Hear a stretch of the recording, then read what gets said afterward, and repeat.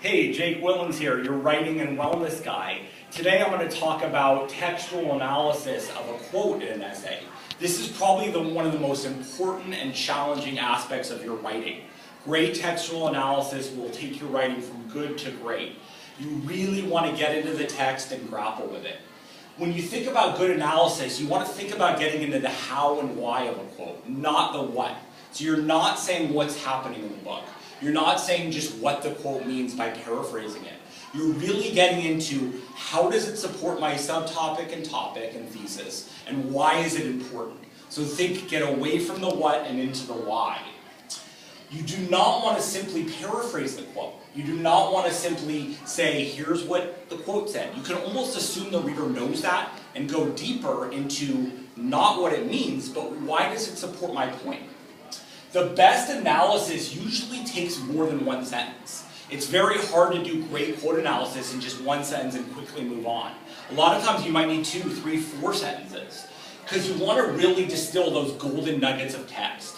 You want to get those keywords, those phrases, and rephrase them, reweave them back into your analysis to show the reader that you're really grappling with keywords and that you're really grappling with the text. You want to really engage in the text. It will also prevent your essay from sounding repetitive. If you have 4 quotes about fear in Lord of the Flies, that could get very repetitive. But each one might show fear in a subtly different way. So by picking apart keywords, you could prove the same point, but in subtly different ways. You want to think, last time I talked about context and integration. Think context, quote, analysis. Background, quote, commentary. It's almost like a sandwich. The meat of the sandwich is the quote, the text. But you've got to put the bread, the sauces, the toppings, and that's where your context and integration, that's where your analysis really makes it zesty. You saute it up, you add your own flavor, and you make it tasty. Strong analysis will link the quotes not only back to the thesis, but the subtopic, topic, and thesis. For instance, if your thesis is fear in Lord of the Flies makes order dissipate, you wouldn't want to give a quote and say, look, the boys are acting scared. How does that then make order dissipate? If your thesis is Ponyboy evolves and matures, you wouldn't want to give a quote and say, look, here he shows empathy and compassion. Well, why is that more mature and evolved than where he started? So a lot of times you need to go back to your subtopic, but you can't forget your overall thesis.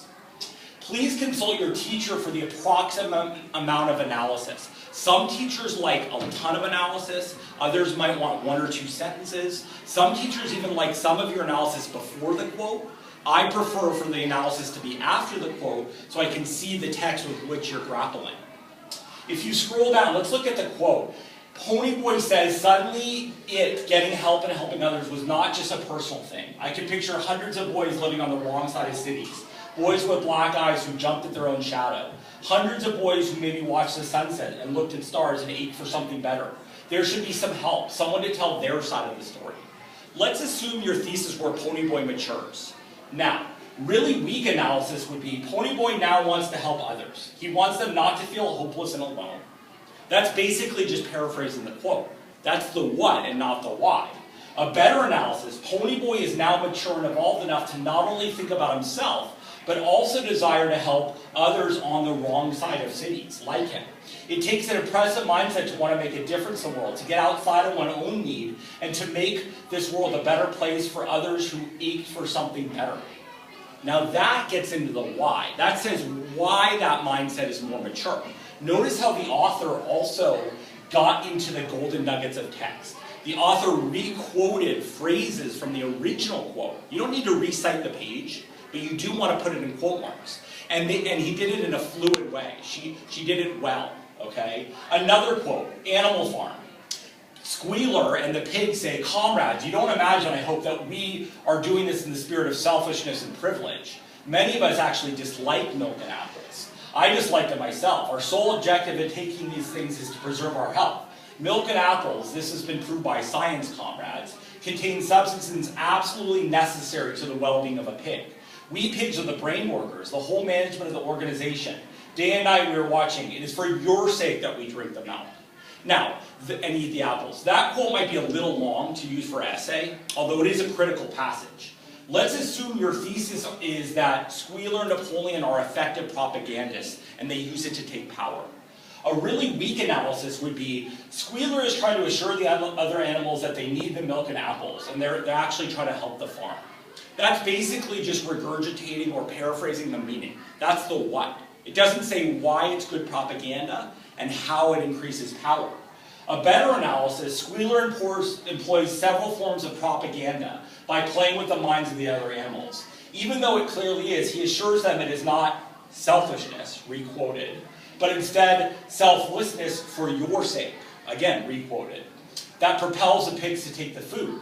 He even capitalizes science, another key word, to make his message sound more official and emphasizes that the management depends on it. Yet another key golden nugget of text. Now, that is a much better analysis because it says, why is it propaganda? How is it effective? And how does it increase the pig's power? Now you're linking to your thesis.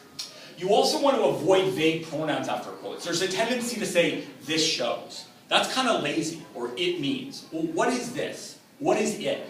A lot of times by forcing you to specify, you get to a golden little phrase of analysis.